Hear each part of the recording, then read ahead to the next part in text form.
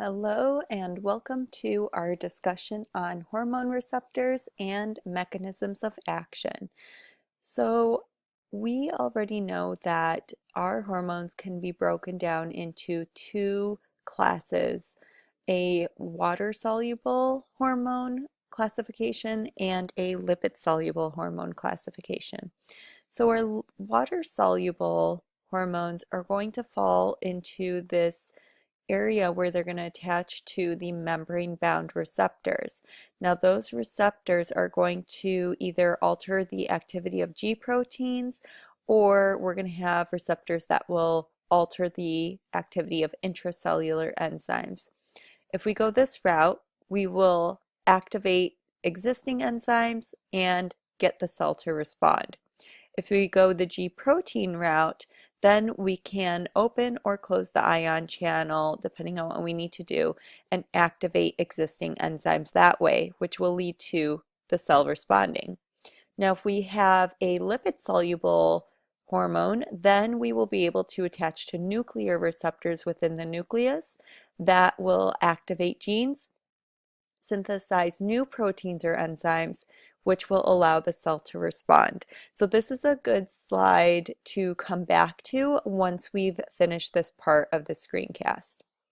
So let's talk about target tissue specificity and the response. The portion of our molecule where the hormone is going to bind to is called the binding site. So in this image here, we could see that our hormones are circulating, and hormone number 1 has a specific receptor on its target cell for hormone 1. Whereas this other hormone that's traveling through, if it attempts to leave the capillary and tries to bind to this hormone receptor, it cannot, because it is not the correct conformation to match this specific receptor. And this is how we're going to get specific cell responses. So this would be called our receptor site at this point. The example that your book gives is the epinephrine hormone cannot bind to the receptor site for insulin. Although I will mention that there are a lot of cells that have multiple receptors on them. So they may have epinephrine acting on one cell and have a receptor site on there for, let's say, a thyroid hormone. All right, we need to continue on to talk about upregulation and downregulation. We can change the number of receptors on our cell. So let's first talk about upregulation. This is when we are able to increase the number of receptors on our cell.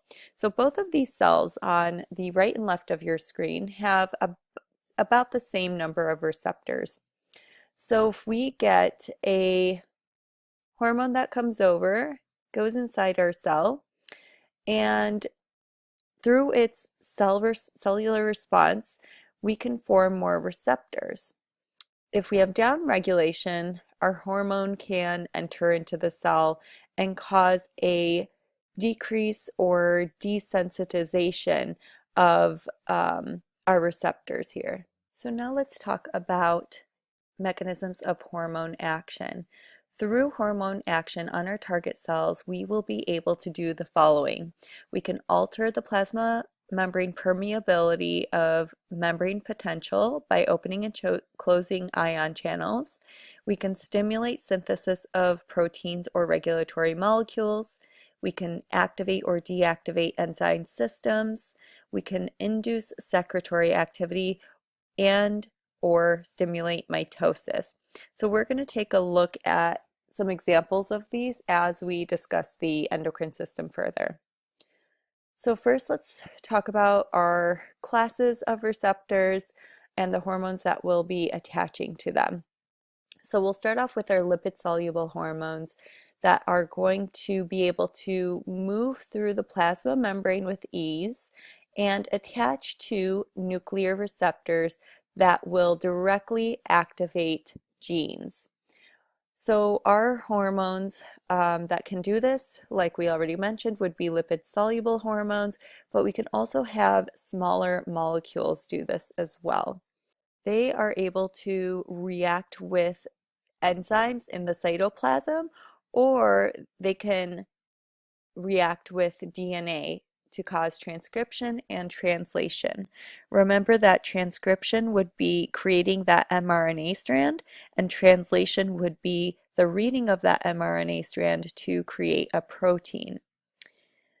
The possible examples that we will talk about here would be your thyroid hormones, your testosterone, estrogen, progesterone, aldosterone, and cortisol. All of these that we have already mentioned that are lipid soluble hormones. This can also take some time in order to get a cellular response because we do have a latent period of several hours because of the time that it's going to take in order to go through transcription, create that mRNA strand, and also for translation to take place and create the protein. So now we can talk about our water-soluble hormones again. They are going to bind to the membrane-bound receptor on the plasma membrane. These are called integral proteins because they have integrated themselves into the plasma membrane. And these water-soluble hormones cannot just move through the plasma membrane. They always have to attach to a membrane-bound receptor. Now, when they attach, they are going to be coupled with this G protein complex that is made up of 3 subunits. And this will send over the one of the parts of the G protein, which we'll get into in a bit, over to adenylate cyclase. That will convert ATP over to cyclic AMP that will activate protein kinase in order to create the cellular responses, or it starts the cascade, the enzyme cascade here. So the hormones that will always need a membrane-bound receptor are, of course, our water-soluble hormones, but they can also be hormones that are larger. So you've seen that for our hormones that have to bind to the membrane-bound receptors include intracellular mediators. These mediators are going to be ions or molecules that enter the cell or are produced in the cell. And they could be produced because of G protein activation. So let's take a look at this table over here. There are quite a few intracellular mediators, but we are not going to dive into the ones that work within that are examples of our smooth muscle cell type. Instead, we will focus on the cyclic guanine monophosphate, or cGMP, that is an example of kidney cells, and they are going to work to increase sodium and water excretion by our kidneys. And the other one we will focus on is cyclic AMP that we just spoke about, or cyclic adenosine monophosphate, which an example of that cell type would be the liver cells. So the example of the response would be increased breakdown of glycogen and release of glucose into the circulatory system. Okay, so in this diagram, we can see a water-soluble hormone has bound over to the membrane receptor. And as it does this, it activates the G protein. So we said this was made up of 3 subunits. We have the gamma, beta, and alpha. So you can see here that the alpha subunit has left the beta and gamma subunits moving through the plasma membrane over to adenylate cyclase. So at this point, it has activated adenylate cyclase so that it can convert ATP over to our cyclic AMP. We say that our cyclic AMP is our second messenger and the hormone is our first messenger. So what does our second messenger do? It is going to activate our protein kinase enzyme, which will go through and phosphorylate specific enzymes, activating them to cause our cellular responses. The other thing that is going to do is use the enzyme phosphodiesterase to inactivate the cyclic AMP by converting cyclic AMP to AMP. It's in active form. So now let's take a look at signal amplification.